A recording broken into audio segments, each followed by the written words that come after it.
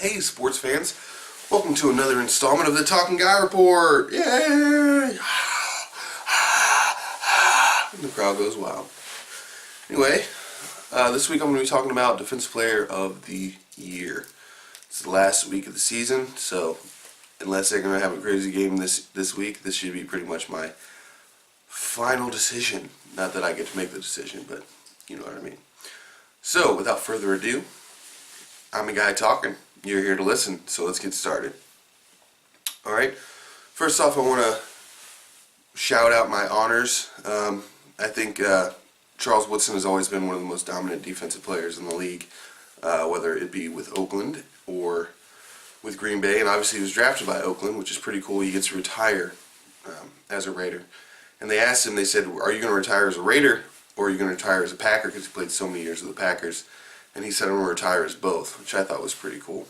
But obviously he's had a great year, and I think a lot of people have noticed that. Honestly, if he wanted to come back next season, I'm sure anybody would pay for him. But I don't think he'll be back. He announced his retirement, so shout out to him. He's not going to win the Defensive Player of the Year award, but he is on my top 10. Next, Aqib Talib.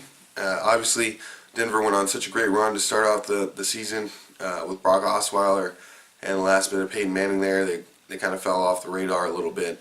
Obviously, they're still in the playoffs, so that win last week guaranteed them their spot. So, do I think that he's Defensive Player of the Year? No, but again, he is in my top 10. Tyrann Mathieu. Let's mention him real quick. I think he's done an amazing job. Obviously, he got injuries out for the season a couple weeks ago. So, if we'd seen more of him, I think he'd have a better chance at this position. But unfortunately, because of his injuries, I think that he's going to fall off a lot of the radar. And I don't think he's going to be considered for the award as much as maybe he should be. But again, I don't think he's the most deserving, but he is in my tops. Looking at a lot of preliminary reports on who people have and stuff like that. Saw this one list that just listed off it was 15, 20 sportscasters just listing off their favorite defensive players, who they think should have the Defensive Player of the Year. And my top two, or even my top three, you could say. Obviously, there's probably going to be some people thinking I'm being a little biased here, but two of them are Panthers. All right, Josh Norman and Luke Kuechly. And obviously they're the two that people know the most.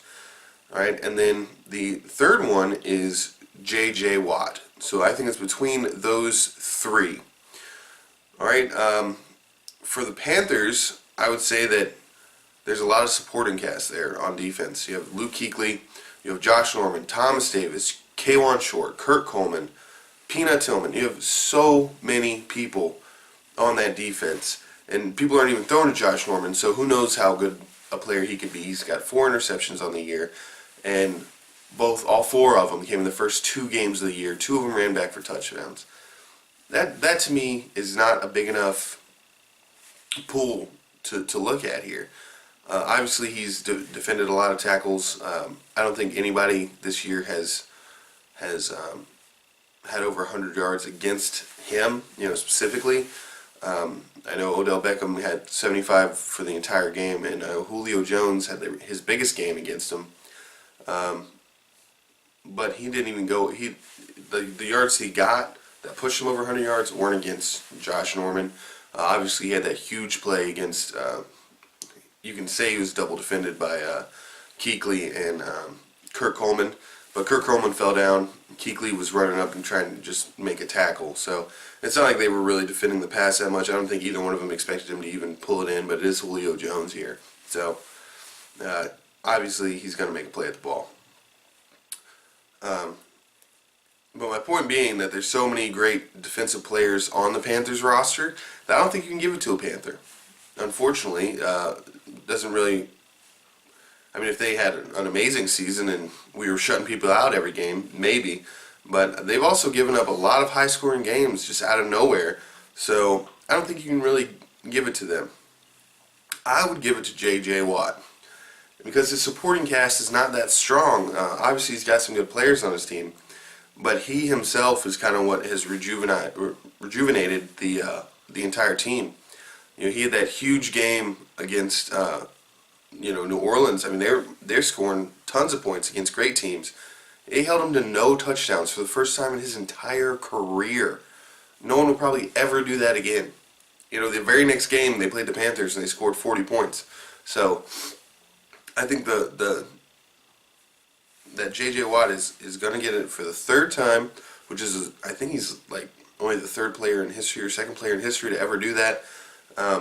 Obviously, it's not set in stone. I don't make the decisions, but I do think J.J. Watt is the most deserving. I also think that he will get it, and I think that the Texans are actually kind of a scary team now. They started off the season really poorly. With this back half, they've done a really great job. I always thought that whoever won that division was going to have a losing record, but I don't think they'll have a losing record even. I think they're going to end up having a winning record this season. So that says a lot for their team, especially since they don't have a quarterback right now. They had to go to their backup quarterback a few weeks ago, and he's injured. So now they don't even know who's going to start, and it's like ridiculous, But they're winning games because their defense is holding the low-scoring games, giving their offense a chance, and that is why J.J. Watt is my Defensive Player of the Year pick. And I think he's probably on the radar. He won't get it, but I think he's probably on the radar for the MVP, which is crazy to say for a defensive player, but he definitely deserves this award. Kuechly and Norman, obviously they've got a lot of press because of the Panthers winning seasons and only one loss right now. So maybe people are considering them a little bit more because of that. But if you really look at it, they've allowed a lot of points. Going into some close scoring games where we had big leads and things like that. So the defense has actually given up more than they should. Kuechly has been a little bit clutch. He got that interception against the Colts to kind of seal the deal for us, but he dropped the interception in the fourth quarter. So you don't really know, and he caused the penalty that gave them their yardage. So there's that as well. So J.J. Watt is just, he's a monster. He's always pursued this award. I mean, he's not doing it automatically, I think, you know what I mean, but he's always been on the list every single year. So I think he'll get it again. J.J. Watt, Defensive Player of the Year. All right, that's it for this show. So the last extra one I'm going to do.